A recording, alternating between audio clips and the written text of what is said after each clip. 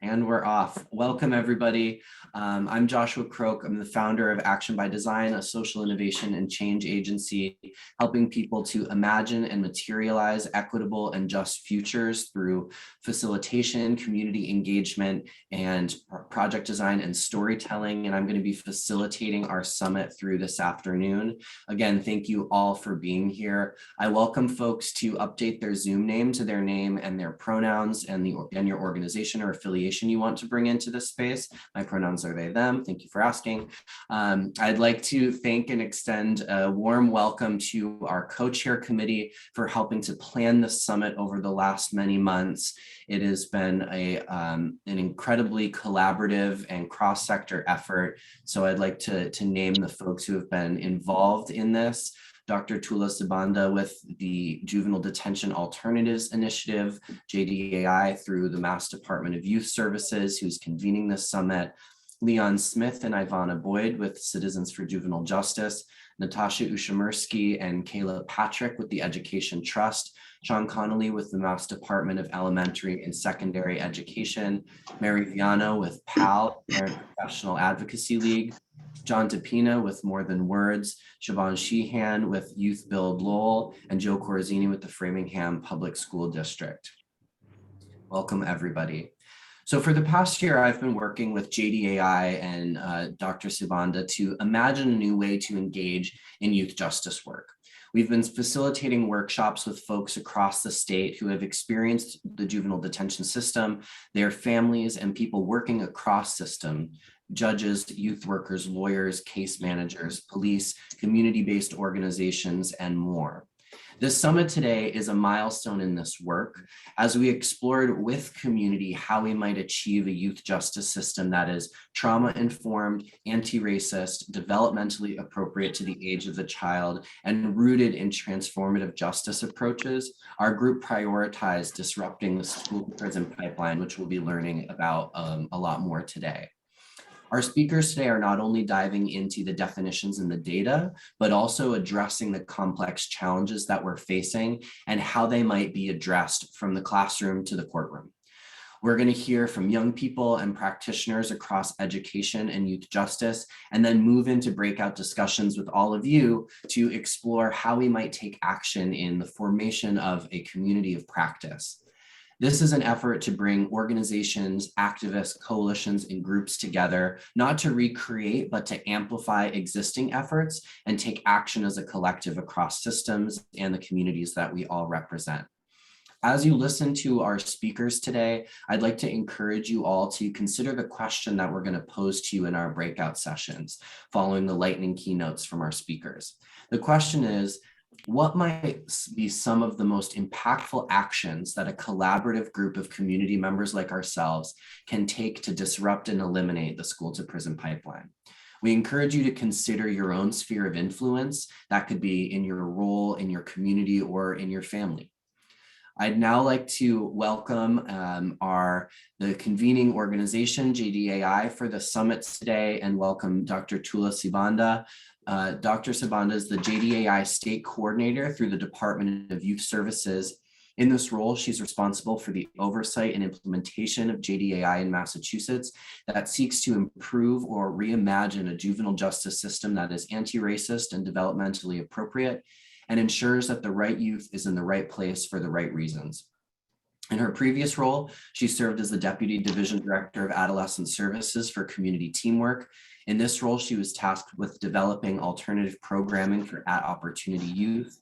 Through her work with Youth Build USA, she provided technical assistance to nonprofits to ensure quality, youth-centered programming. Dr. Sibanda describes her most important contribution to social change as her research work that focused on neighborhood risks and resources for youth returning home from detention centers in Massachusetts. Dr. Sibanda received her PhD in Public Policy and Administration from Walden University and a master's in Criminal Justice from John Jay College of Criminal Justice in New York. When she isn't trying to impact social change efforts, she enjoys spending time with family, friends, and most importantly, engaging activities with her 6 godkids. Thank you so much, Tula, and welcome. Welcome. Thank you. Thank you, Josh. Good afternoon, everyone, and welcome. Like Josh said, this event today really is a milestone. And so I just want to welcome you on behalf of Commissioner Forbes and the JDAI staff. I'd really like to say, thank you for joining us today. This is our first contact, our first summit in reimagining the school climate. I would be remiss if I didn't take time to thank all of our co-chairs, PAL, Youthville, Lowell, DESE, CFJJ, Education Trust, Framingham Public Schools District, More Than Words. You have given us your time, expertise to help this event happen. One of the core strategies of JDAI is collaboration. It is actually, in fact, the first core strategy. We wouldn't be here today without all of your collaborative efforts. As Josh mentioned, we started working with Action by Design in 2020. In 2020, JDAI found itself at a time where detention admissions were at an all-time low. However, racial and ethnic disparity rates were continuing to increase. At this time, we knew that although JDAI had been doing work and we had been seeing numbers decrease, we were meeting one of our goals, but at the same time, there were other goals just as important that we were not able to meet. And so at this time, we felt that it was time to re-envision our next 5 years. What would the next 5 years look like for JDAI? At that time, we sought out the expertise of Action by Design to help us engage in what we called a design sprint that engaged our stakeholders across the state and helped us to identify key opportunity areas to continue and to expand our work. And along with the workshops that we engaged in, the focus groups that we held, we embarked on this sprint, and the sprint really resulted in us deciding that it was time to reimagine a juvenile justice system for Massachusetts, one that is anti-racist, trauma-focused, but also developmentally appropriate for all of the young people in Massachusetts. So it was also evident in the workshops that we held that we needed to address the issue of the school-to-prison pipeline, that this had to be one of our areas of focus for the coming 5 years and a key focal point of us expanding our work. And thus, here we are today at our first contact summit. Today, really, as Josh touched on this a little bit, our goal for you today is this is the first of many convenings that we will have, but we would like to start to develop an ongoing community of learning, collaboration, in order for us all to be able to build awareness, share resources, and facilitate connections on how can we eliminate the school-to-prison pipeline for the youth that find themselves in this in Massachusetts. And so stay tuned. Josh will share a little bit later what we have a little bit later in today's program on what this will look like, how we intend to continue this work. So thank you, Josh. Thank you, Tula, and thank you all again for being here. I'm excited to introduce our first round of lightning keynotes and welcome Christina and Debbie Freitas. Christina and Debbie are law partners at Freitas and Freitas LLP in Lowell, Mass. They have been in practice for over 10 years, having served as both staff attorneys at the Committee for Public Counsel Services and in private practice. Their practice concentrates on holistically representing underserved, economically disadvantaged parents, kids, and young adults, primarily in the juvenile court in complex delinquency, youthful offender care and protection, and children requiring assistance cases at the trial and appellate levels. They serve as the co-chairs of the Massachusetts Bar Association Juvenile and Child Welfare Section, co-chairs of the Middlesex Juvenile Detention Alternative Initiative Dually Involved Youth Subcommittee, steering committee members of the CPCS CAFL Racial Justice Justice Task Force, members of the Juvenile Defenders Dismantling Racism Education Advocacy Committee, as well as the Mass Child Welfare Coalition with other child welfare and juvenile justice advocacy groups, mentors to trial attorneys in child welfare cases, and mentors to trial attorneys on dually involved youth and raising racial injustice in delinquency cases. They're passionate advocates and envision a world where all children are supported and encouraged to achieve a lifetime of success. Chris and Deb, welcome, and thank you so much for being here.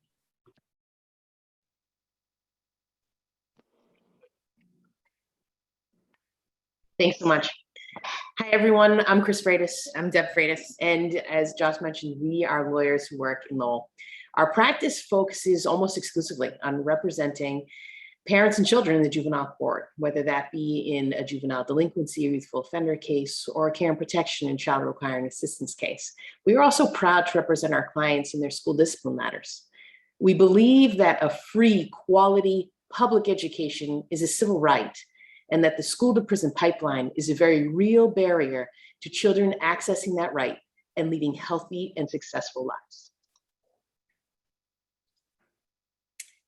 While Massachusetts is often regarded as one of the best places to receive a premier education, in order for all children to realize that benefit, they actually have to be in the classroom learning, not at home or in court, due to exclusionary discipline practices like suspensions, expulsions, referrals to law enforcement, and school-related arrests. The term school-to-prison pipeline has become the shorthand for this practice of exclusionary discipline that disconnects children from their learning and from their school community, and instead punishes them into the criminal legal system. So what drives the school-to-prison pipeline? There are actually a lot of factors, too many to put on this one slide. But we think generally these four factors have been shown to feed the pipeline directly. First, there is the large issue of school budgets, which continually face cuts and chronically suffer from lack of prioritization for the students who most need the support. This results in less counselors, less social workers, less direct support services to students, combined with overcrowded classrooms and more policing of behavior using the actual police. Also related to the school budget issue is inadequate funding to truly identify children with disabilities and provide an education to meet their individualized needs. Then there are ill-conceived policies that created zero tolerance in schools. These types of policies criminalize normal adolescent behavior, which then results in school exclusion. Notably, we're not talking about serious issues of school safety. Most of these exclusions don't involve criminal or even serious violations. Non-violent, non-criminal, and non-drug related incidences have traditionally accounted for 2/3 of all out-of-school suspensions and approximately 70% of in-school and out-of-school suspension and expulsions. All of those were for minor misbehavior. Zero tolerance policies allowed schools to push out students who didn't boost their standardized test scores, with little accountability for educating those students. And just when you thought that the evidence had demonstrated how harmful and frankly useless zero tolerance policies were, their specter lives on in new or newer incarcerations, like police in school. The practice of placing police in school also drives the school-to-prison pipeline. We've said it before and we will say it again. You don't call an electrician to fix a clogged sink. Every professional has their tools of the trade and specialties. And when you station a police officer whose tools are handcuffs and guns in schools, you're sending a message. The broken windows model of policing has very much been translated into schools. The harmful belief that cracking down on small offenses will make people feel safer and discourage more serious offending has in reality translated not into safer schools, but into more disengaged students and more suspensions for infractions that hadn't warranted previous action, like talking back or otherwise being disruptive. Being a kid. Put succinctly, wherever there is a police officer, there's guaranteed to be an arrest. Child behavior becomes criminal behavior because a police officer is doing the monitoring and the disciplining. The myth of increasing school safety through the presence of school resource officers evolved as a result of the Columbine shooting. It's been a several decade experience, but the results are not ambiguous. Having police stationed in schools does not result in fewer school shootings by armed gunmen. It results in more arrest of low-level or non-criminal behavior by students. And all of this exists in the cloud of systemic racism that burdens our entire society, but especially in school, where we find past and present blatant models of segregation, de jure and de facto. Systemic racism drives the school-to-prison pipeline, from resources invested into schools to how each student is treated. Systemic racism and explicit and implicit bias underlies these decisions. Research shows that not all children have the same risk of being thrown into the pipeline. Black children are almost 4 times and Latino children 3 times as likely to be suspended than their white peers. Students of color are also more likely to be disciplined for subjective offenses, like defiance or disrespect, while white students, on the other hand, are more likely to be punished for documented offenses, like possession crimes or smoking. Even Black kindergartners are targeted as more likely to be disciplinary problems than their white counterparts for engaging in the same behaviors. Kindergartners. The harms of the pipeline are numerous and life-changing. Almost all of the harms begin with disconnection. Disconnecting the child from their peers, then their education, their community, and eventually disconnecting them from their successful future. And while children, parents, and advocates have long recognized the long-lasting harms the school-to-prison pipeline has caused, the data has finally caught up, and it's disturbing. One of the most immediate harms that comes from the pipeline is the significant amount of learning time that is missed in the classroom. The statewide average for the number of days of instruction missed due to school discipline in Massachusetts is 16 days for every 100 enrolled students. That number doubles for children of color. This disconnects the child from their peers and from their education. As attorneys who represent kids, we believe that behavior is communication. Kids who are struggling in school are telling us something. They are telling us that school is not meeting their educational needs, that they are struggling to keep up. But the school's response of forcing them out of the classroom will never diminish that struggle. It will only compound it. Thus, it's probably not a surprise that children who have been expelled or suspended from school once are 2 times more likely than their peers to drop out of school. Students who are arrested at school are 3 times more likely to drop out than their peers. Your education is foundational. You take it with you wherever you go. You rely on it to help you build your career and your life. And when you are thrown away by your school repeatedly, day after day, you feel little point in going back the next day. And that connects the pipeline directly to the criminal legal system, a pipeline of its own, really.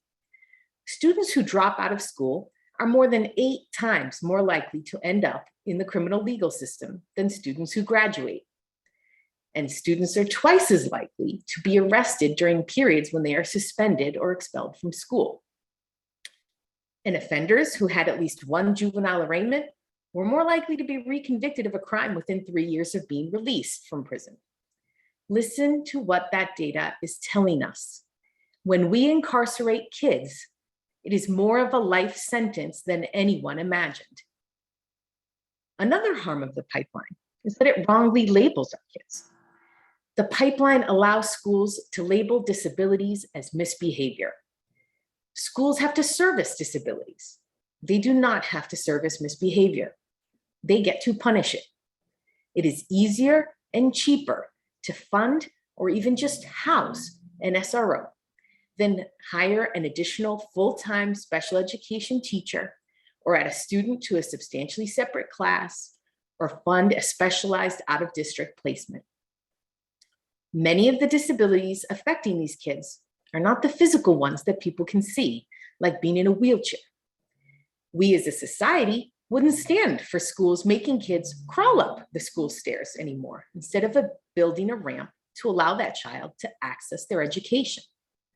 But ADHD, learning disabilities, anxiety, they're just as real disabilities. But schools continue to mislabel these children instead of building proverbial ramps to help those children access their education. As a result of being mislabeled and the financial incentive to do so, disabled children do not receive the proper services. They receive suspensions and a poor school record. These kids never reach their full potential. Think about that.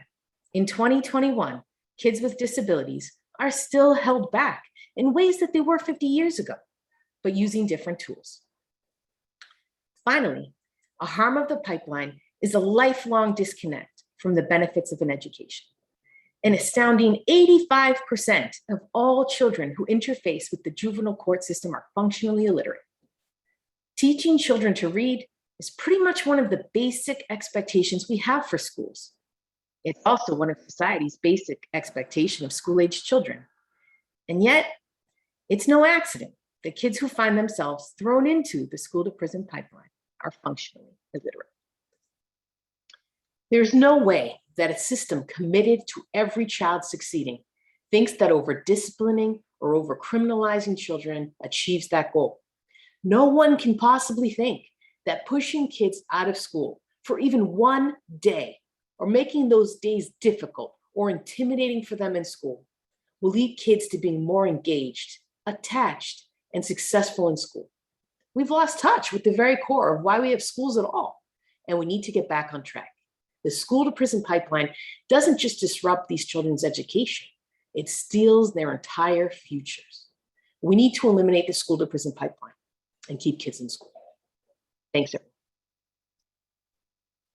Thank you so much, Chris and Deb. I'm excited now to welcome Ivana Boyd and Leon Smith with the Citizens for Juvenile Justice. Ivana Boyd is the Community Engagement Coordinator of Citizens for Juvenile Justice. She's a graduate of Boston University, where she studied youth justice and advocacy and developed skills for data analysis and policies related to youth in the juvenile justice system. She's also a current MSW student on the macro track at Boston University School of Social Work. Prior to graduating, Ivana collaborated with community-based and youth groups such as Margarita Muniz Academy and Sociedad Latina. Ivana is an AmeriCorps alumna and former intern at the Boston Juvenile Reentry Office, where she helped to connect system-involved youth with services and resources that align to their individual needs. Leon Smith is the Executive Director of Citizens for Juvenile Justice, a statewide organization that has advocated systemic reform to achieve equitable youth justice since 1994. He started his career as a juvenile court public defender before starting his own law practice devoted to juvenile and criminal court advocacy in the Massachusetts Juvenile District and Superior Courts. Leon then started the Racial Justice Project for the Connecticut-based Center for Children's Advocacy. This project advocated reforms to reduce unnecessary and disproportionate school exclusion, improve services for Connecticut's alternative school students to prevent dropout, and provide legal representation to youth of color subjected to harsh school discipline, juvenile court delinquency matters, and unconstitutional targeting by law enforcement. He was also the lead facilitator and co-chair of Racial and Ethnic Disparities Committees, which address disparities in the juvenile justice system in 3 Connecticut cities, and an appointed member of the Connecticut Commission on Racial and Ethnic Disparities in the criminal justice system. Ivana, Leon, thank you so much for being here, and they're going to talk to us about finding disparities in data. Thank you so much, Joshua, for that introduction, and thank you all so much for being here. So we're going to talk about using data to expose disparities in the school-to-prison pipeline. We're going to look at what the data tells us and why it's so important to use data as a tool in dismantling the school-to-prison pipeline. So for starters, the definition of the school-to-prison pipeline, that disproportionate tendencies of young people from disadvantaged background to become incarcerated because of increasingly harsh school and municipal policies. But the definition I like to use is that the school-to-prison pipeline is really 2 simultaneous concurrent pipelines, one driven by school discipline and the other driven by school-based arrest, which combine to drive our kids out of the classroom where that pathway to success exists and toward the number of negative life outcomes In short, we must use data in every resource we have because this pipeline harms our young people and it damages their future. So it's important again to realize that schools that suspend more students, there's this old mentality that by punishing young people and by being hard on them, you're going to make things better. You're going to improve student behavior and outcomes. But recent studies show that that is simply not true. What you end up with is lower educational achievement, lower graduation rates, lower college enrollment rates, and then a higher involvement in the juvenile as well as the adult criminal justice system. Well, it's just a suspension. Why is it such a big deal for one suspension? You hear this at times when you begin to engage in these conversations. People minimize the impact. And we have to use data and what we know to always push back on that idea. When young people are removed from school due to exclusionary discipline, it increases their risk of juvenile justice system involvement. In fact, young people are twice as likely to be arrested during periods when they're suspended or expelled from school. And that increased likelihood applies both to students with and without a prior history of delinquent behavior. So when people say, oh, well, those were kids who were going to get in trouble anyway, not true. Oftentimes, kids' first encounter with arrest in the system happens when they're forcibly removed from school.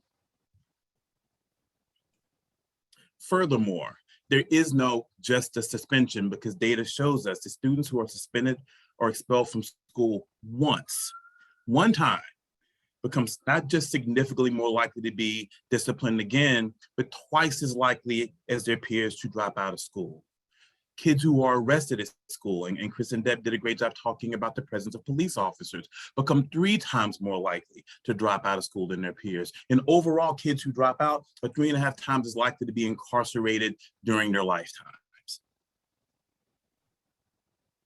But Leon, why are you talking about dropout? Massachusetts has one of the 5 best graduation rates and such a low dropout rate. Again, this is why it's important to utilize data to peel back the layers, because oftentimes on the surface, a number like our dropout rate will look really good and you'll think, oh, there's no problem. But when you peel back the layers, you begin to see that equity isn't existing, in our Commonwealth. So just using our dropout rate as an example, 5.9%, again, one of the lowest in the nation. But students living in poverty, students from diverse backgrounds drop out at much higher rates. Our low-income students, 3 times, that rate. Black students drop out at twice the rate of white students, and Hispanic students at 4 times the rate.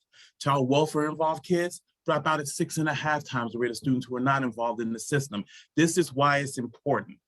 Data allows you to do a deep dive and determine which young people are receiving the worst outcomes, but then conversely, which groups of young people are most in need of intervention.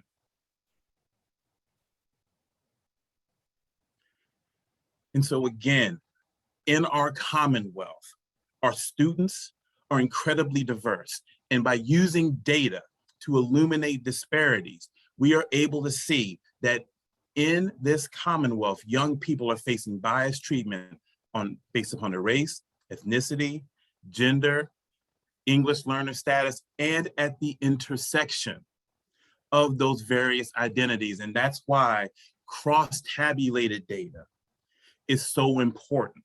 So we're able to not only look just at race or just at ethnicity or just at sexual orientation and gender identity, but where young people fall at the intersection, we're able to look at that data and really identify and illuminate our most vulnerable young people. And now I'll pass to Ivana, who will further, really shining the spotlight on the disparities we see in Massachusetts. Thank you, Leon. So Deb and Chris did a great job earlier of shining a light on some of these disparities, but just to uplift them again. So in the 2018-2019 school year, Black students were almost 3 times more likely, and Latinx students were 2 times more likely to be excluded than their white peers. Students with disabilities were 2 times more likely to be excluded than their non-disabled peers. And between pre-K and 3rd grade, Black students were 4.6 times more likely, and Latinx students were 3 times more likely to be excluded than white students during the 2018-2019 school year. So as part of our mission to educate the public on important youth justice issues, our team has been analyzing school discipline data for the past few academic years and sharing our findings through our website. So for the remainder of our presentation today, we are going to dive deeper into how this reality impacts students, particularly students of color, students with disabilities, and students who are from poor backgrounds in 4 districts that have been identified as a gateway city. For those who are not familiar with Massachusetts gateway cities, they are urban areas that lack equitable resources and have significantly less funding to spend per pupil than other Massachusetts cities. And to preface these data visualizations, our intentions this afternoon is not to point fingers at a specific district, but really to shine a spotlight on how the school to prison pipeline impacts students across Massachusetts. So rather than looking at the data by district, we will look at discipline rates north of Boston, in central Massachusetts, Western Massachusetts, and Southeast Massachusetts. So a couple notes about the data. So this data is from the Department of Elementary and Secondary Education and is presented in a clear format to be utilized by students and parents who are advocating against school pushout in their local communities. Please note that this data does not include charter schools, and discipline percentages are derived from unduplicated counts. That is, students who were disciplined multiple times are only counted once.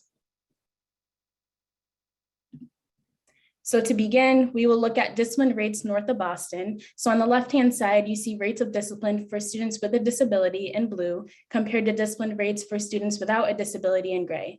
Not only do we see a disparity between students with a disability and students without a disability, but we also see disparate impacts for students of color. For example, Black students with a disability were 2 times more likely to be disciplined than white students with a disability. And multiracial students with a disability were almost 2 times more likely to be disciplined than white students with a disability. Moving to the right-hand side, this graph is looking at rates of discipline for students who are economically disadvantaged as defined by DESE, compared to discipline rates for students who are not economically disadvantaged. Multiracial students who are from poor backgrounds were almost 2 times more likely to be disciplined than white students from poor backgrounds. And even when we look at multiracial students who are not economically disadvantaged, they were 2 times more likely to be disciplined than white students who are also not economically disadvantaged.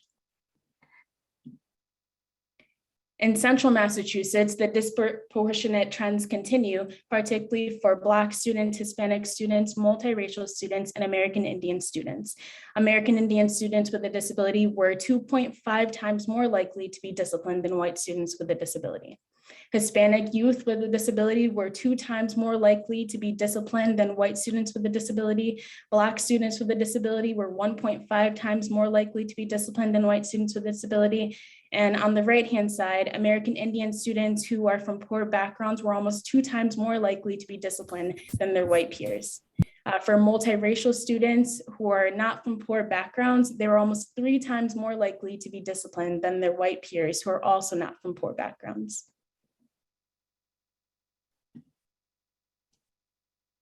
In Western Massachusetts, Black students with a disability were 1.4 times more likely to be disciplined than white students with a disability.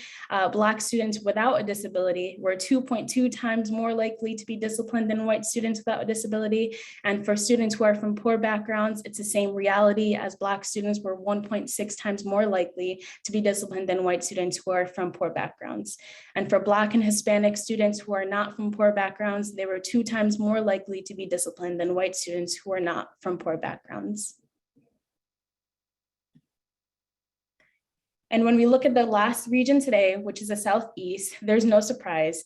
Black students with a disability and Black students without a disability were almost 2 times more likely to be disciplined than white students with a disability and white students without a disability. Multiracial students with a disability were 1.5 times more likely to be disciplined than white students with a disability. On the right-hand side, American Indian students who are not from poor backgrounds were 8 times more likely to be disciplined than white students who are not from poor backgrounds. Native Hawaiian students were almost 6 times more likely to be disciplined than white students who are not from poor backgrounds. And there's so much more here to be said. I know that we just talked about a lot of data, but I will pass the mic back to Joshua, who will introduce us to our next speaker. Thank you, Ivana and Leon, for talking about not only the data itself, but also the implications of that data and how it needs to be centered in a lot of these conversations. I'd like to next invite Hildebrand Peltzer III to our space today. Hildebrand is a distinguished educator and engaging speaker, recognized for his expertise and credibility in the areas of juvenile justice and correctional education for incarcerated youth. He highlights in his presentations why educating incarcerated youth should be important to educators, and has over 30 years of experience in the urban education field as an assistant regional superintendent, a principal, an assistant principal, and a teacher. His TEDx talk, What Incarcerated Youth Can Teach Teachers, illuminates issues related to inadequate reading instruction, educational inequity, and illiteracy in the juvenile justice system. The talk also considers what imprisoned youth can do to bring attention to these problems and attract aspiring teachers. Thank you, Hildebrand, for being with us today. Thank you, Josh, and good afternoon, everyone. It is definitely my pleasure to be here with all of you. I was very honored, Josh, and to all the conveners to be invited to speak about the School to Prison Pipeline. I definitely first want to thank those speakers before me. They were outstanding, and the data that they shared and information was powerful. And I'm looking forward to the speakers that come after me, as well as the facilitating session. I'm normally asked, and I'm asked often, to share my perspective on education. But before I do that, just let me share a little bit more about my background. I'm born and raised in Philadelphia, Pennsylvania. Currently live right outside of Philadelphia with my wife and daughter. Come from a family of educators. In fact, my mom and dad are both retired. My mom is a retired high school principal. My dad is a retired guidance counselor. So education has been a part of my life for a long time. And my professional experience stems over 30 years in the K-12 correctional education and alternative education space. My perspective, like those that came before me this afternoon, but a little slant, is defined by the education of incarcerated youth. Both the inadequacy of their previous experiences with school and their insights into education have informed my perspective and my outlook. Years ago, over 30 years ago, I began my career at the Ben Salem Youth Development Center, a state facility in Pennsylvania serving incarcerated male juveniles. It was while working there that I realized something would change my life. And I decided in that setting to become a principal. My experience at the center provided me with valuable lessons about and insights into the overall poor education received by incarcerated youth. They were mostly Black boys, and they were alarmingly illiterate. They did not know their names or sounds of letters. They couldn't spell their first or last names. Some of them couldn't tell time, while others could not even spell simple words like the or us. Early on in my career, I set out to help and meet the needs of the most vulnerable student populations. I wanted to support them and understand why so many of them did not like or enjoy or have any joy for school. They lacked motivation for anything school related. So I was inspired to become a principal, following behind my parents who were educators, but in part for the opportunity to work with incarcerated students and to help them improve their lives through schooling. My career, as Josh mentioned, is built at the intersection of education and incarceration. During my career, I've had the opportunity to lead schools, but one school in particular that I want to highlight today is the school inside the Philadelphia prison system. The Philadelphia prison system is an adult facility, and at the time, the 5th largest urban county jail system in the United States with over 9,100 inmates. But you also had juveniles who were being tried as adults in that setting, who I was responsible for their education. I'm most proud of the model that we created there to give those students an opportunity to create an academic environment in a secure jail setting, a secure jail adult correctional setting, and to ensure that they had access to quality education, quality teachers, and quality resources and quality curriculum. But let me take a moment to just share some facts, and some of the speakers earlier shared some dynamic facts. But for juvenile justice, the United States incarcerates more of its youth than any other developed country in the world. In 2018, courts with juvenile jurisdictions handled nearly 750,000 delinquency cases. And approximately 50,000 youth are incarcerated daily. And students who drop out, and you heard some of that statistics earlier about students who drop out, 70% of them are involved in juvenile crime. The average cost to incarcerate a young person is nearly $600 per day, or $214,000 per year. And Black youth, when we talk about racial equity and disparities, Black youth are 5 times more likely to be incarcerated compared to white youth. When we think about literacy, 65% of American school children read below grade level. 34% of children entering kindergarten lack the basic language skills needed to learn how to read. And there is a 90% probability that a child will remain a poor reader at the end of the 4th grade if the child is a poor reader at the end of the 1st grade. And students who are Black and brown, you hear this all the time, Black and brown, Hispanics, English language learners, come from low income homes, poor neighborhoods, are far greater to be involved in the juvenile justice system. And those that are incarcerated, 85% of them that interface with the juvenile court system, as you heard earlier, are fundamentally illiterate. 40% of them at a 10th grade level, meaning they're about 15 to 16 years old, read below a 4th grade level. And 70% of incarcerated youth are diagnosed with disabilities and or need special education services. So I'm sharing with you that these facts is the reality that the school to prison pipeline travels through reading classrooms. The school to prison pipeline travels through reading classrooms. And so, as I stated earlier, my experience working with incarcerated youth and later with both incarcerated and adult incarcerated individuals has shaped my perspective on education. I was inspired to become a principal because of the illiteracy rate that I saw among Black boys. And this has shaped my perspective.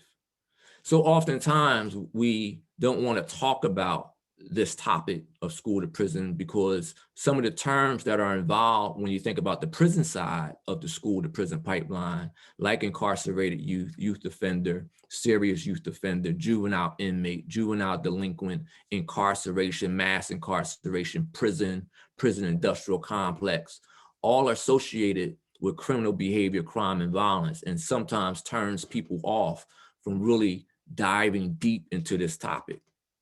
But I'm so glad today that we're able to dive into this topic.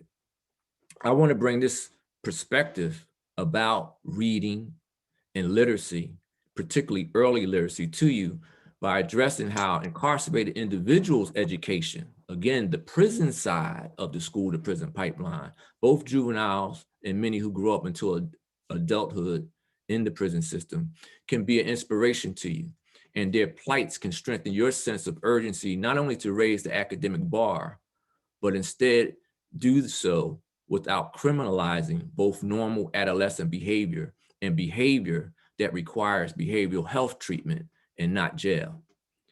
I want to try to motivate you today through my words to invest in our students, but more especially as a solution, invest in elementary school teachers' reading practices.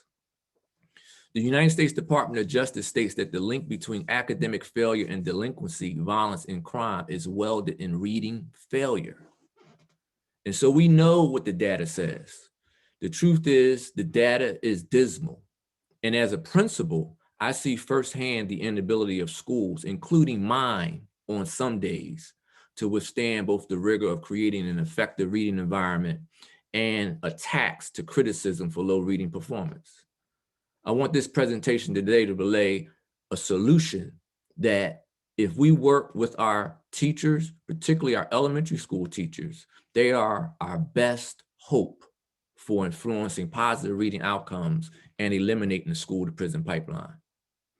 And so as part of this process, when you think about the elementary school teachers, think about training and professional development and curriculum and really working with them, because again, they can help us eliminate the school to prison pipeline, particularly in that K-12, K-2 space, excuse me. Today, we see so many children being referred to special education because of poor reading skills and behaviors that manifest because of their frustration with poor reading.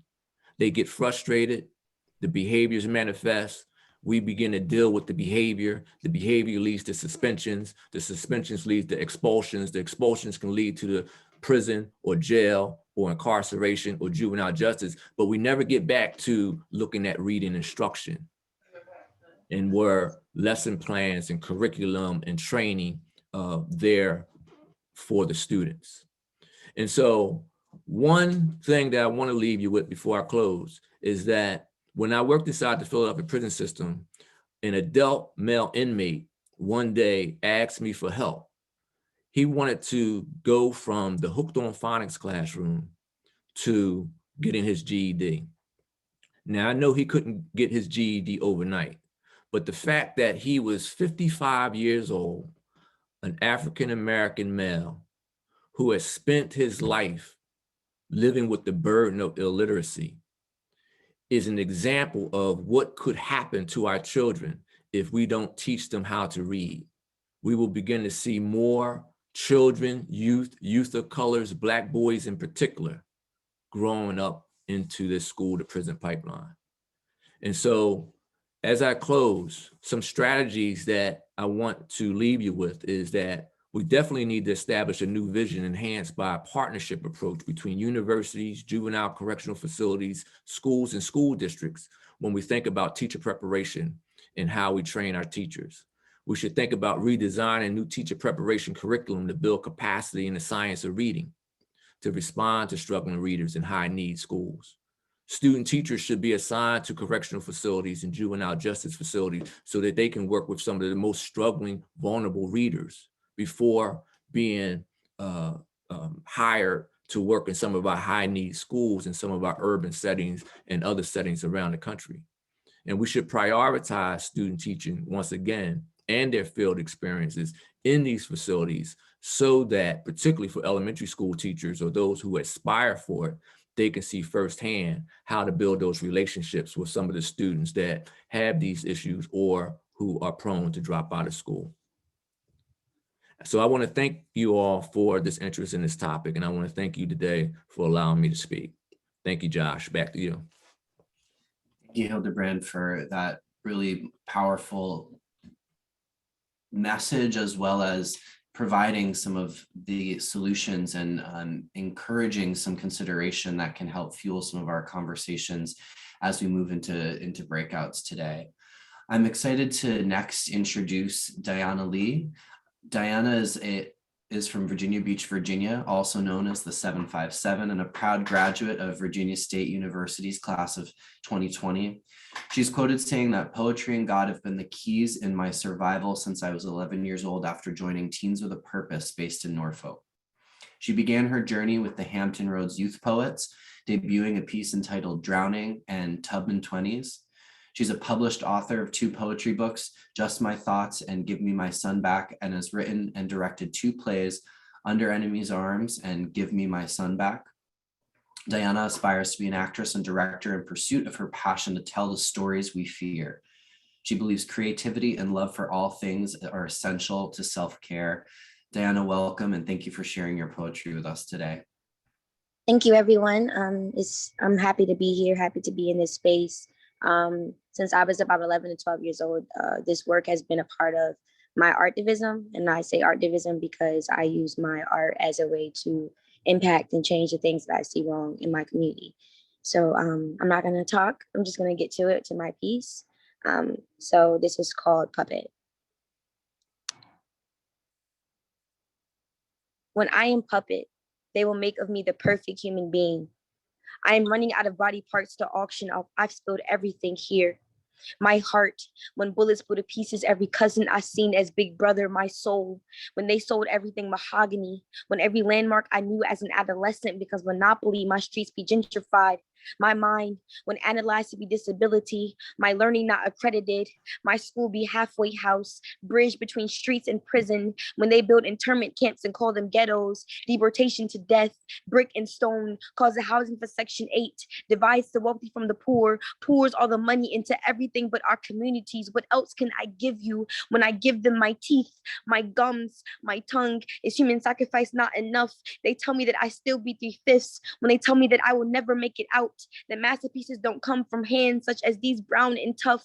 When they say that I am the cause of the genocide plague on my neighborhood, when they plague my neighborhood with crack and cocaine, when they tell me fixing myself but take away all my damn resources, my source of oxygen. I breathe nicotine on every corner store, carry 12 and pregnant with no clinic, no disease prevention, just drugstores and 4 locals to help abort the baby. And down the street, I see men and women who don't look like me inhabiting my home. They pushed us here like the trails of tears. Our tears are artificial like the food they give us. How dare you call this a home when it's not even suited enough for your animals, when you wouldn't even let your animals stay here. I've even tried to cleanse this brown, but pigmentation like this is never easy to get rid of.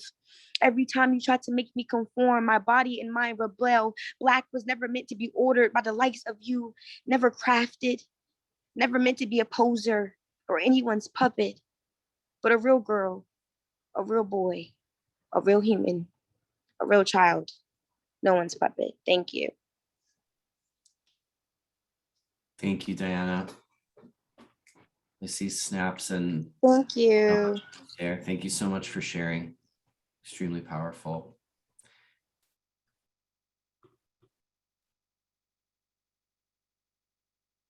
All right, we're going to move to Dr. Miriam Jernigan to talk to us about the role of trauma in the school to prison pipeline. Dr. Jernigan has over 2 decades of experience as a health professional with training and work experience in psychology, health, and women's health. She has also specialized in training for youth, adult, and family interventions, and frequently consults with organizations to assess and implement culturally inclusive policies and practices. Dr. Jernigan completed advancement clinical training at the Center for Multicultural Training in Psychology at Boston Medical Center and Boston University School of Medicine. She also completed fellowships at Harvard Medical School and Yale University School of Medicine. As a clinical fellow at Harvard, Dr. Jernigan provided a range of outpatient mental health services in the Department of Adolescent and Young Adult Medicine at Boston Children's Hospital. Thank you, Miriam, for being here today with us and sharing. Thank you for having me. It's been a pleasure to listen to my colleagues that have gone before me. And I hope to add to the conversation today by really speaking from a behavioral health perspective and taking a look at some of the mental health concerns of youth relative to the school to prison pipeline, and more specifically, thinking about the role of trauma. But just to begin, I'm going to dive right in with regard to thinking about youth and mental health in particular. If we take a look at the context of mental health concerns relative to youth, ages 6 to 17, in general, about 1 in 6 youth of the age group report having some, in this case, a reportable diagnosable mental health, what's referred to as disorder. What's powerful for me to think about is that even, with regard to the idea of those youth that are able to report and the criteria that we use to identify certainly mental health concerns, approximately 50% of youth, right, between the ages of 6 to 17 are actually able to access any kind of formal treatment. And there are a range of emotional health concerns that we know that youth are facing, some with specific regard to thinking about anxiety or depression or related symptoms to both. Certainly, we're taking a look at social concerns or social emotional concerns related to relational challenges, be they peer-to-peer or even familial challenges from a relational perspective. And as the conversation has highlighted thus far, really thinking about what are the behavioral concerns that we are seeing for youth ages 6 to 17 and even earlier, so even prior to 6 and certainly emerging adults. So as we think about the way that behavior is characterized, I think in school settings and in some ways criminalized, really recognizing, the idea of seeing youth as guarded, or in some cases, the externalization I saw in the chat, folks were mentioning the fact that behavior really should be interpreted, right, as a message, as a form of communication. So the externalization of what may be going on is often paid attention to in classroom settings or observed, as well as thinking about the self-harm that youth may engage in as a result of some of their emotional health needs. Relative to thinking about, the school to prison pipeline in particular, as was mentioned earlier, schools really lack many of the appropriate and necessary resources from the perspective of mental and behavioral health. Most notably thinking about, counseling services and recognizing that while there may be licensed clinical social workers, in some cases, school psychologists that serve in various capacities, many are often, assigned to multiple schools, and certainly there's issues with regard to staffing there. So there's really a general lack of support in an effort to support, right, the needs of youth as it pertains to their mental and behavioral health. And behavior, as we've already discussed, is often addressed. So the manifestations of those unmet emotional needs or other needs are often addressed via, unfortunately, those zero tolerance disciplinary actions. And I am hearing from, in contact with my colleagues as well as nationally, right, the increased use, as was mentioning earlier, of discipline as a way to really address some of the behavioral concerns. And for many providers that are in school settings, noticing just a trend in the increased use of zero tolerance disciplinary practices for a wide range of behavioral infractions, including those that are minor, that lead to suspension and expulsion. A lot of the data that was highlighted earlier, also looked at just the disproportionate experiences of youth of color. And to add to that, I'll add, youth with mental health concerns.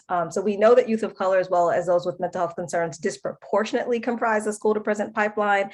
Some of the research and data that was presented earlier also aligns with that I found, with Black students representing about 40% of expulsions across the United States, and Latinx youth comprising about 70% if we're looking at just in-school arrests and that connection to juvenile systems.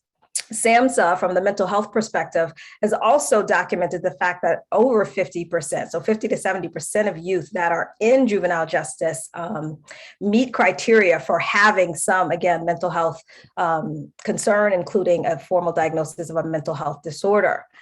What's critically important for me, and I'm pulling data and certainly mentioning information as it pertains to youth that may be kindergarten through high school age, but as was indicated by several of the presenters as well, really taking a look at the experiences of preschool students as well. So prior to kindergarten as well can be really influential in terms of thinking about how we're understanding the experiences and really where we need to put forth our efforts with regard to intervention.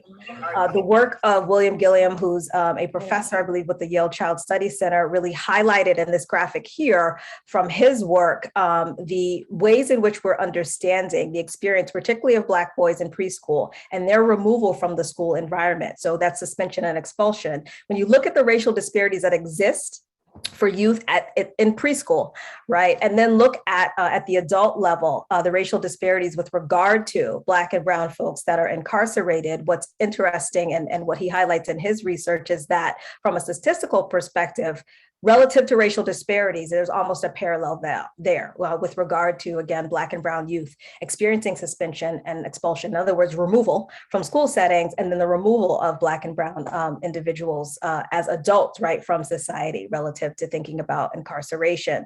So we really need to continue to think about the developmental experiences of youth and where it is, how we're understanding, right, their needs, their behaviors, and certainly where we're thinking about interventions.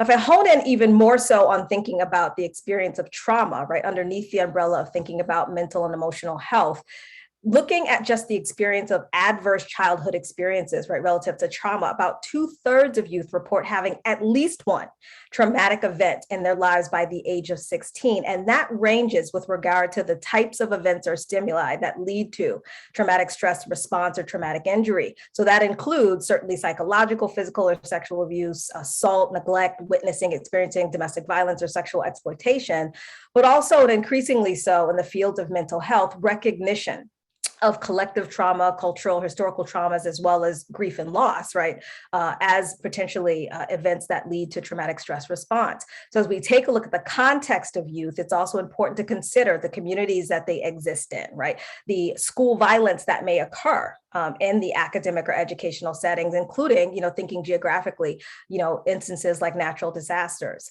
One area of interest for myself as a psychologist has really been looking at intergenerational cultural and historical trauma. So understanding the experiences of youth that are migrants or refugees or that have experienced war.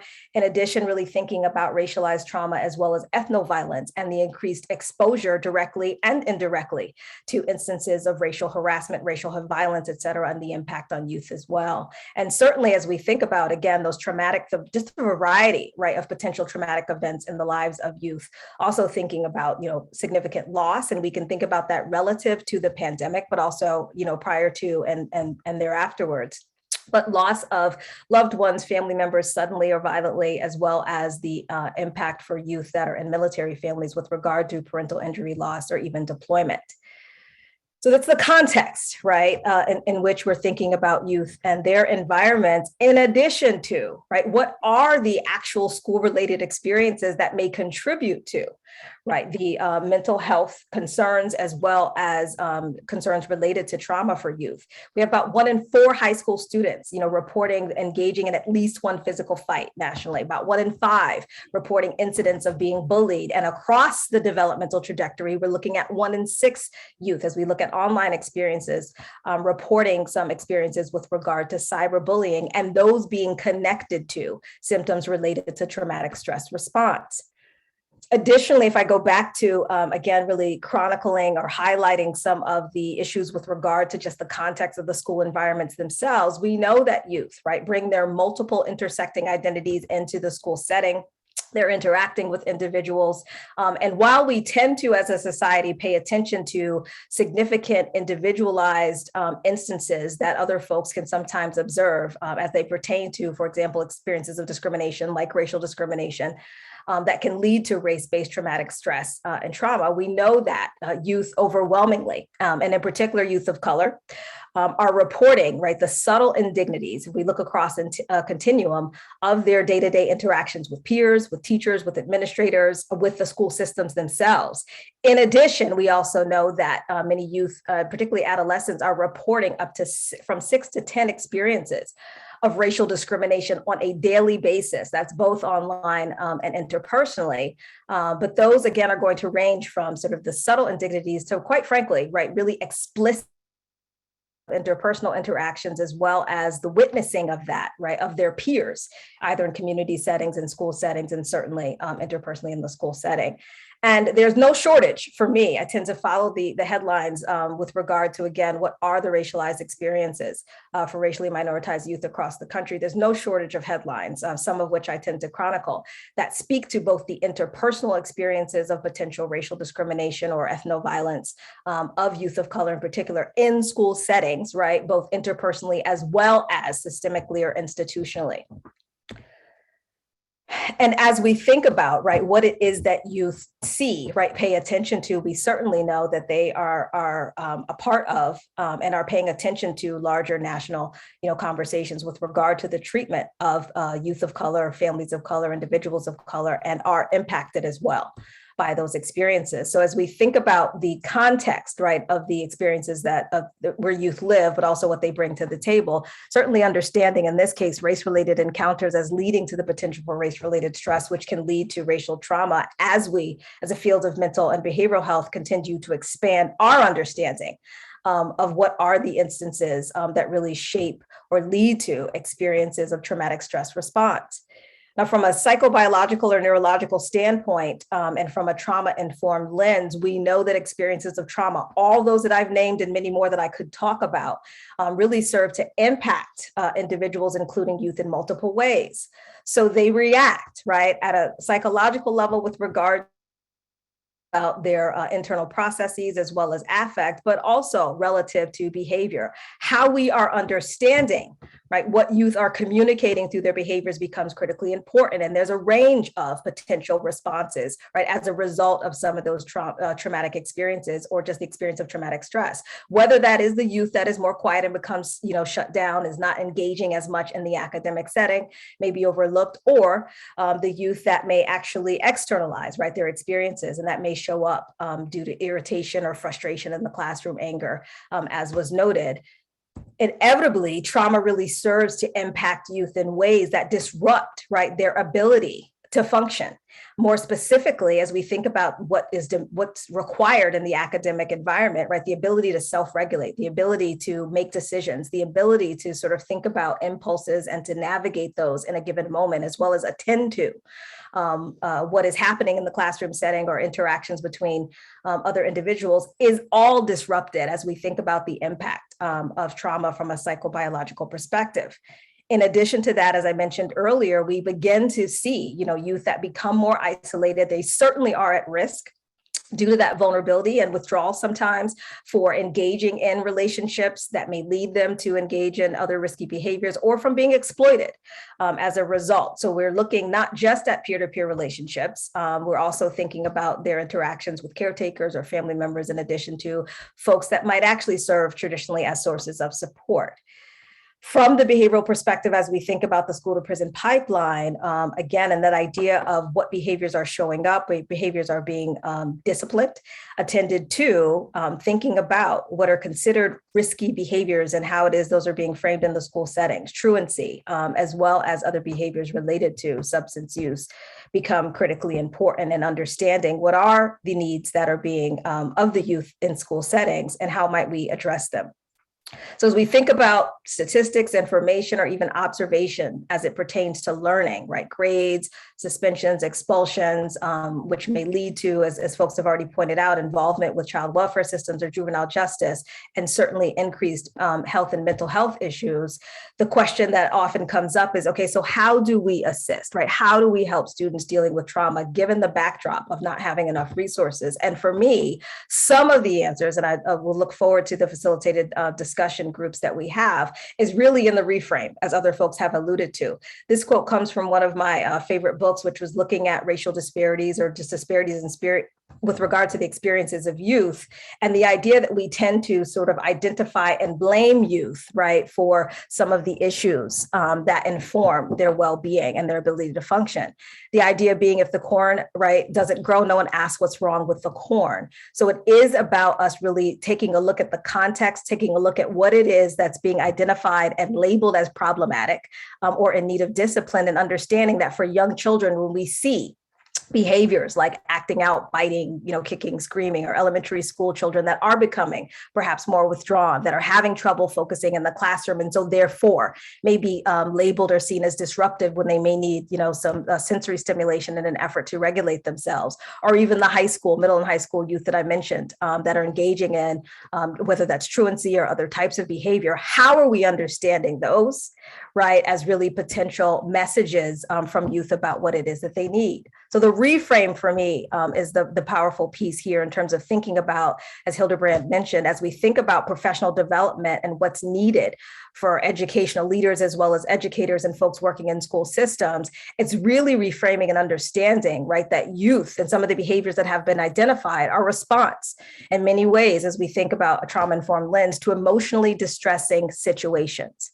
And for youth, this is about an attempt to cope and to prevent further stress, right, that may lead to a traumatic stress response. And so as opposed to really seeing this as a blatant disregard of authority, right, or oppositional defiant disorder or conduct disorder, it really is understanding what's the message that underlies that, right? From a youth perspective, for example, that may tend to withdraw, it's if I am disconnected, the message is, in being disconnected, that I'm not as vulnerable to the re-experiencing of situations that may further serve to impact myself. So as was indicated earlier, I think my recommendations also align with just really the need to partner with folks to create collaborations that allow for more explicit training and preparation for educators. The goal is not to make educators become behavioral health professionals, but certainly to be able to facilitate their ability to reframe, to understand, to identify the needs of youth in a way that doesn't explicitly focus on behavior, label them as problematic based on the standards in the educational system. So whether that's professional development while we're working on really integrating more preparation in those academic programs, also really challenging, right, in school settings, the focus on behavior and the labeling of it as problematic. So how can we shift disciplinary practices? How can we become more preventative, operate from a more proactive stance that really allows us to look take a look from a multi-layered perspective, look at context, right? Really see youth, right, as individuals embedded in systems, considering the factors that they are where they are in terms of where they're attempting to exist, to thrive, how we are partnering with, especially in situations where schools may be under-resourced, how we're partnering with community partners, I agree, academic institutions, other providers to assist with training or even the development or shifting with regard to policies. But really it's about prioritizing for me and being proactive in prioritizing the emotional well-being, right? Which is really, for me, what's connected to sort of thinking about some of the identified or alleged behaviors that may lead to the school to prison pipeline.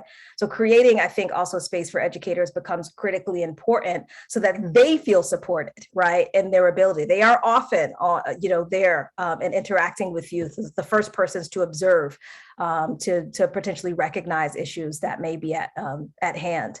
So promoting their learning and supporting them in an effort to really, again, reframe and really meet what's seen as disruption or problematic with support versus the tendency to be punitive becomes critically important. And I'll end by saying there are some questions that I tend to ask folks, and then I'll pass back to Josh. But really, what are the resources? What are the discrepancies as we look at the data, as was indicated earlier, right? And students' ability to access resources. What are the opportunities for students to find out about potential resources, and how are we thinking systemically about policies, right, that serve to facilitate, right, the emotional well-being, or in some cases deter emotional well-being versus focusing on, right, deficit-oriented language like problem behavior. I'll stop there. Thank you so much, Dr. Jernigan. And one of the things that really came forward for me, which we talked about in a lot of the sessions that we facilitated over these past many months that led us to organizing and coordinating this summit, was the principle understanding that needs to be established that there are no bad kids. And I appreciated your slide kind of highlighting the feelings that folks can have when they're labeled in certain ways. And while that might seem like a fundamental thing to believe in, it's truly aspirational when we're having some of these conversations. And so how might we move to educational curriculum and practice surrounding that belief and being rooted in the things that we're talking about today: trauma-informed practices, anti-racist practices, transformative justice approaches, and being developmentally appropriate to the age of the child. So thank you so much for sharing. And one of the other pieces that is so critical in this work is bringing in and centering and providing opportunities to lead decisions is the voices of young people, the voices of young people who are advocating for this, this change, who have experienced these systems, who are connected to folks in family and community who have met the struggles of these systemic harms and oppression that we're facing. Our next speaker is I'd like to welcome Kaisha Holiday with the Youth Advocacy Group at More Than Words. Kaisha's in the 12th grade at English High School and is a youth advocate with More Than Words, the Power is Yours Youth Advocacy Group. She's passionate about art and painting and is here to share a bit of her perspective with us today. Kaisha, thank you so much for being here. Thank you for having me. I wrote this small piece that we did in school, so I just added on a little bit to it.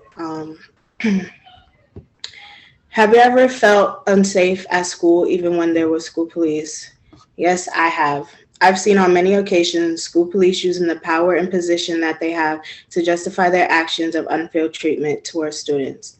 In the reading Schoolhouse to Courthouse, written by Donna Lieberman, it states Black and Latino children are disproportionately affected. More than 90% of arrests involve Black and Latino students. Racism and unfair treatment towards Black and Latinos have been around for decades. They're always being profiled outside of school, and school should be a place where they feel safe, not targeted by school police who are there to help problems, not cause them. Also, in Healthy Schools campaign, it states Black and Latino students are most at risk for having their behavior criminalized when police are in schools. Because of the color of our skin and where we come from, we are always targeted for minor behaviors and having to deal with bigger consequences. We need resources to support our youth in their everyday life in school, more counselors, more social workers, and I feel like we wouldn't have as much problems as we have now. Change has to be made, and we can only do so much. Again, have you ever felt unsafe at school even when there was school police? Thank you. Thank you, Kaisha, for sharing your voice and being an advocate in this space. We really appreciate you being here.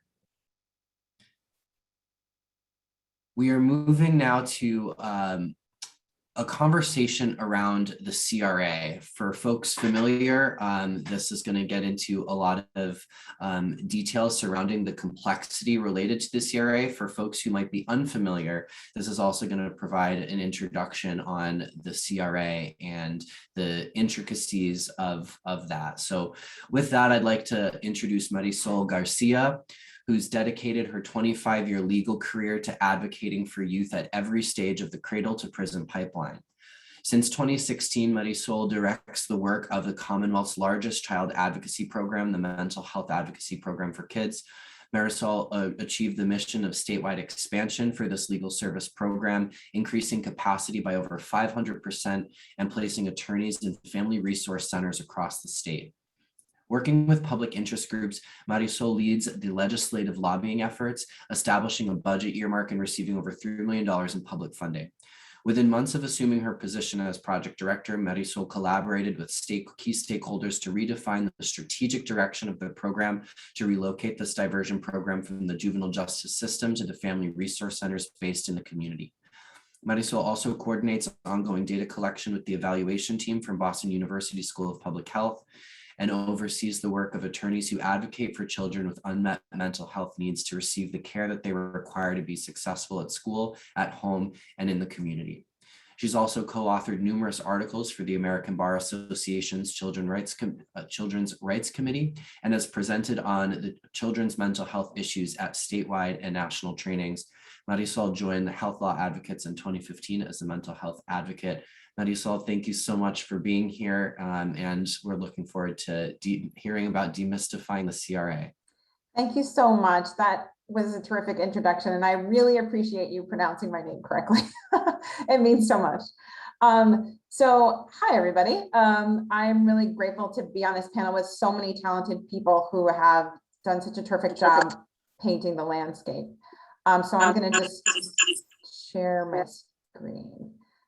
So hopefully I'm not getting any more feedback. So I am the senior director of this program that was designed to divert kids from the juvenile justice system and child welfare systems to mental health services in the community. As described, we are a statewide program, and I want to tell you a little bit about the CRA process, how my program fits into that, and demystifying some of it. So I know we're a mixed group here. Am I having issues? Because I hear a little feedback. No, sorry, that was someone we muted. So okay. Just as a reminder, folks, to keep yourselves muted during the presentations. Thank you. Okay, sure. Thank you. I just want to make sure that I'm not making it harder for everybody to hear. So, I know that there's a lot of different folks on this call. So this is going to be a refresher for some folks, and maybe there's even folks on this call who will explain this better than I am, but I just want to set the stage. So child requiring assistance petitions in Massachusetts are status offenses. What those mean are that those are not delinquency cases. These are not kids who are charged with a crime. These are young people who are referred to the court by parents, guardians, school systems, and police officers who can file these CRA cases. And the different types of CRA cases are kids who are running away from home, who are quote unquote stubborn, who are habitual school offenders, which means a lot of what Dr. Jernigan described is about kids who are struggling in school, kids who are habitually truant from school, and children who are sexually exploited. So in terms of the CRAs are, when we talk about kids who are runaways, stubborn children, that is the legislative language there. This law was redrafted in 2012 as a response to divert more kids from the juvenile justice system.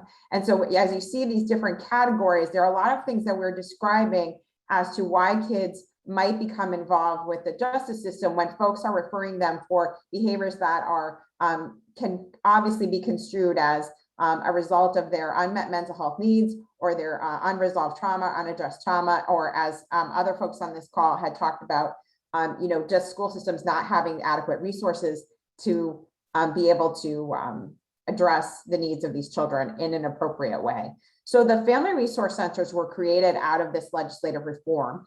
And so they are actually in the legislation to show that when someone comes to the court and files a CRA application, that the clerk has to inform the petitioner, which could be, as we said, a parent, a guardian, a school official, or a police officer, that they should, really access services in the community through these family resource centers that were created and funded by the legislature. And so there needs to be even materials that are given to the family, to the police officer, or to a school official to say that these are what things that are available at the family resource centers. And just for some overview.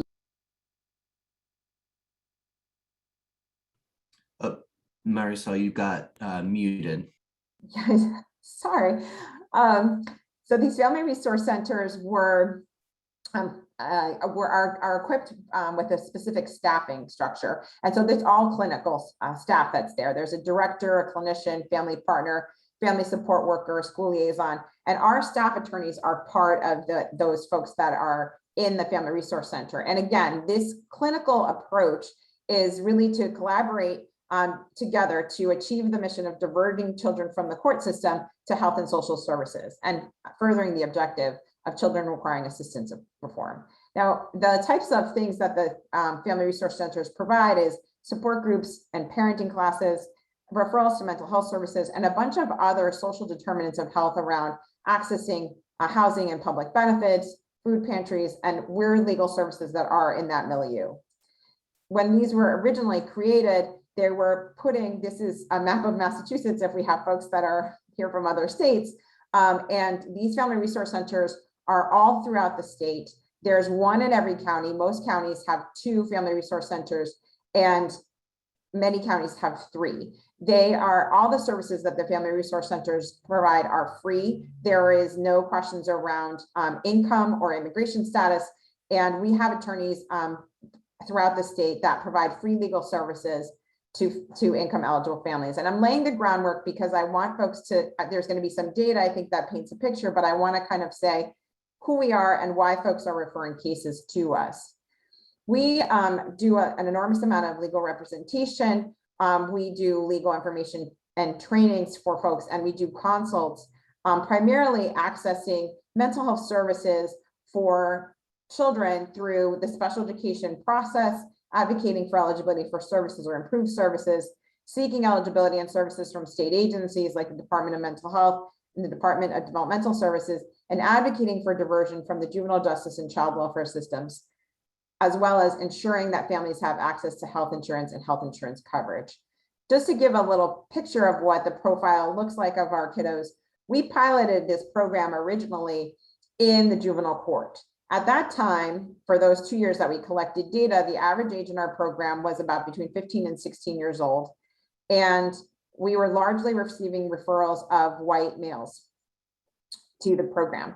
And then when we moved this program to the community, and you did not require a court order to access the program, and in other words, anyone could refer to the program, we saw a decrease in the age of the children. Our age went down to age 12, And also the range of ages increase. We now have served kids as young as 3 years old all the way to age 22. And what we've really seen is a really significant change in the demographic of our referrals, more reflecting the community that we serve, with our referrals of Latino and Hispanic kids going up 50% and our referrals of Black youth doubling.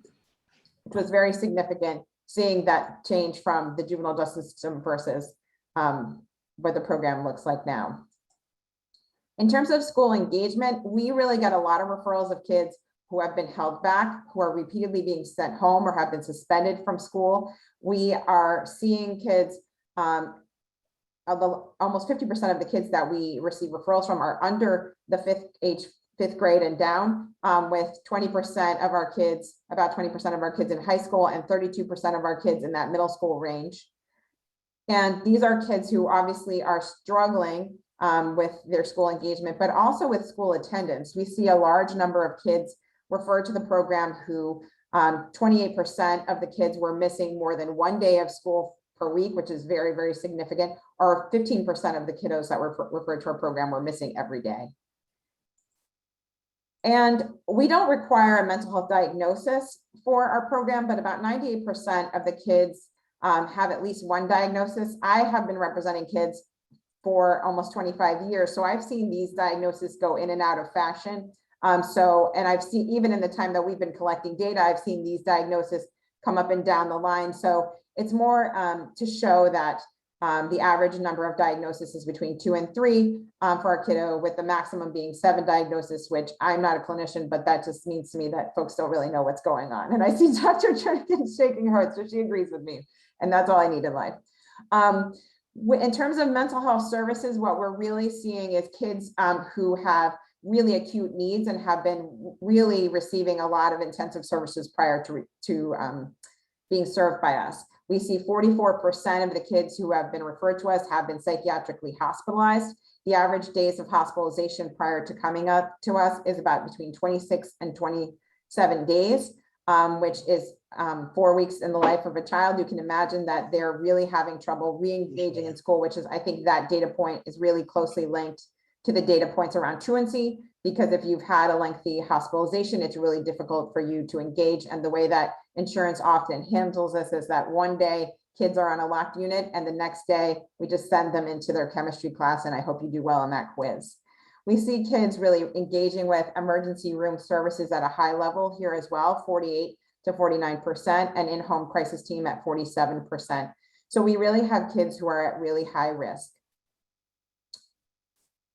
In terms of the strengths and difficulties report that we have given to families, you can see that the total number of difficulties is largely in the abnormal range, with the borderline range bringing the number up to about 85% of our families have either borderline or abnormal total difficulty scores.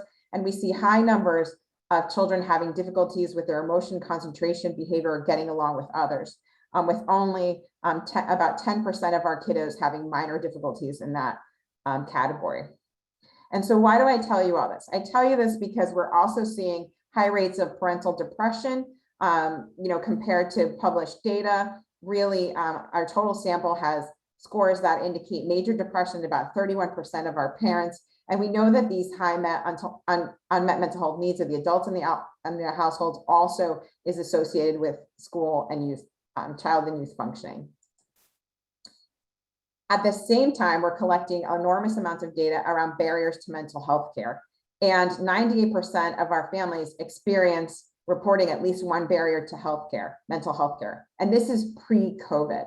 The first category being bureaucratic delay, which is 63% of our families report difficulties in that category, which is difficulty navigating paperwork and eligibility for services, and incomplete information about where to access the services or how to access them. That's in the 48 to 49% of families just not even knowing where to begin to access mental health services. So what happens? So Boston University School of Public Health, which helps us to analyze our data, tells me that 32% of our families were advised to file a child requiring assistance case, most frequently by clinicians and schools. Now, when I was talking to the evaluators at Boston University School of Public Health, I said, schools, my old nemesis, right? We're here on the school to prison pipeline, and we see that about 33% of the kids whose their parents are advised by schools to file a child requiring assistance petition. But I was a little more baffled by this frequency of clinicians, and what it was told to me in the analysis of the data is that these clinicians don't feel like they can access higher level services for kids. And that is something that is broken in our mental health care system. They're thinking if a child needs a residential or another therapeutic setting that they can't access, they're advising folks to engage in this court process, which I'm going to explain a little bit in a minute about why that doesn't exactly work. There are some CRA misconceptions about what this process can yield. In a CRA case, a juvenile court judge can order custody to the Department of Children and Families, which is our child welfare agency here in Massachusetts. They can make an out-of-home order, and the Department of Children and Families, our child welfare organization, determines the length and the type of placement. So at that point, parents or guardians or anyone who filed this case can't determine what type of placement will be accessed by this child. A juvenile court judge can also order custody to a third party if there is someone that's available.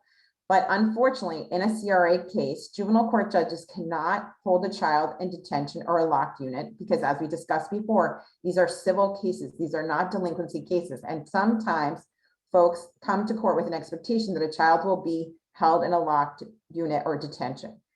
A juvenile court judge cannot gain priority access to any mental health services like counseling or a partial hospitalization program because they have to wait in the same wait list that anybody else does. And there's no priority access through the juvenile court judge's power. A juvenile court judge cannot order a school to pay for a residential placement or any types of school services that folks might be bringing the case at issue, thinking that the judge might be able to order the schools to provide therapeutic interventions. And the juvenile court judge cannot access specific services or placements from the Department of Children and Families because that is a separation of powers problem, and only the Department of Children and Families can determine what is the setting that will be given to these kids. What is fascinating is that what happens so often when these cases are referred to the court system is many times the court system refers these cases to us, and we're at the family resource centers, we're in the community. So about 30% of our referrals come from the court system. About 19% of our referrals actually come from the family resource centers, and above them are the court and legal system. We have about 62% of our kiddos have open court cases when they start with us, and with 75% of those cases being CRA cases, which is the ones that we talked about: status offenses, truants, runaways, kids who are stubborn. And when you break down that court referral, who is referring the cases to us is often attorneys come in at about 40%, attorneys that are working with families, or the probation department. Judges are at 18%, and the court clinic is at 10%, with the prosecutor, the ADA's office, only at 1%.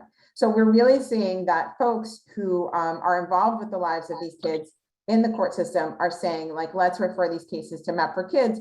And the reason that they're referring these cases are in number one place, access to special education services, and in the closely number two spot, 96% community-based mental health services. So we're going this really roundabout way to access mental health services for kids, and often being referred to our program and our attorneys who provide free legal representation to untangle these knots that are trying to access services in the community so kids can be more successful. Folks sometimes ask me if our program works, and so I can tell you that Boston University School of Public Health tells us that this type of legal advocacy really is dramatically improving school attendance, decreasing the use of emergency mental health services, which we had discussed before, dramatically decreasing inpatient psychiatric hospitalizations for kids, because too often what we see, and what many people on this call already know, is that when kids go into the hospital, if we aren't prepared with a discharge plan or services in the community, we just have kids who keep cycling back in and out of the hospital. We see that kids are reporting that their overall mental health has improved, that parents and guardians are reporting that the overall mental health of the kids have improved, and also parents reporting that their own mental health has improved. We see significantly decreased rates of family conflict, parental rates of stress and depression have improved, and as well as we see more kids in their homes, in their schools, in their community, and less kids in detention and foster care. So folks have asked me, what major gaps in service availability lead to juvenile court involvement? And really, it's the lack of access to timely and appropriate community-based mental health services leads to CRA filings and orders of custody of the Department of Children and Families. Too often, parents feel like they have to give up custody of their children so that they can access more intensive mental health services that are covered by their insurance or other state agencies or schools.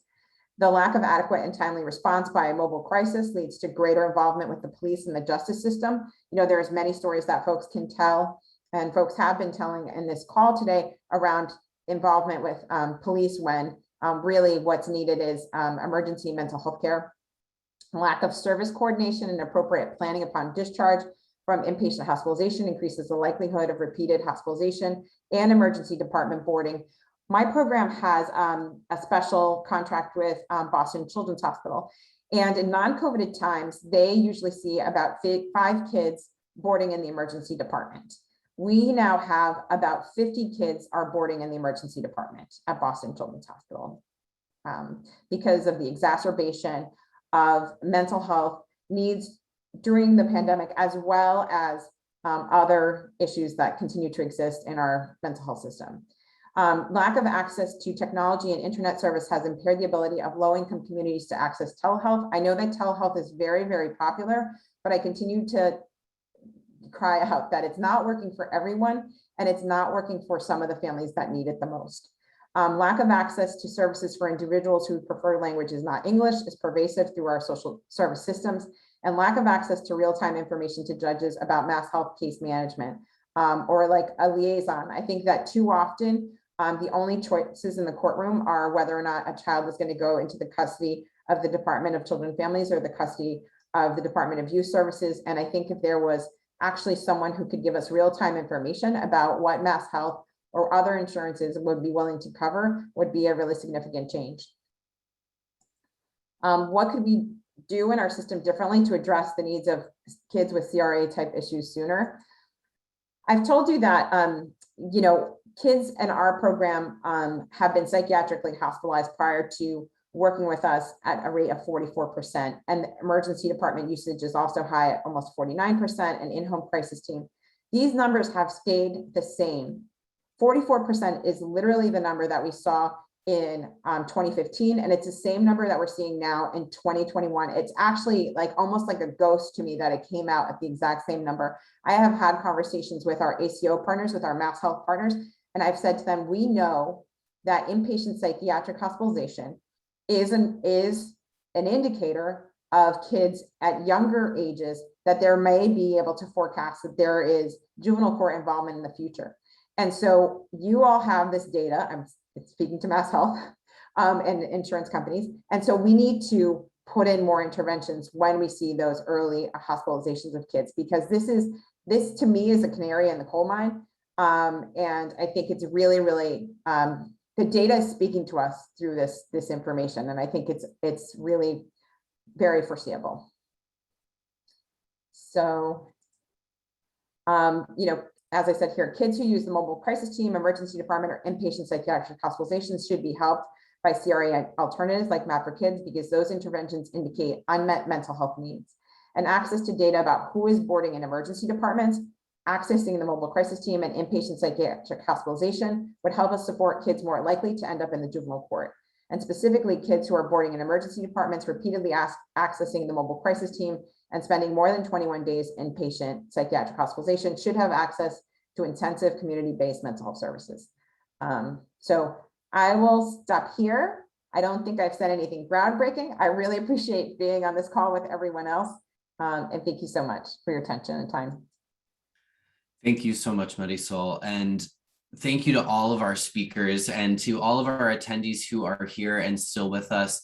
Thank you. And one of the most impactful ways to retain and carry this information forward is through reflection and discussion. So we're going to move into conversations and breakout groups now.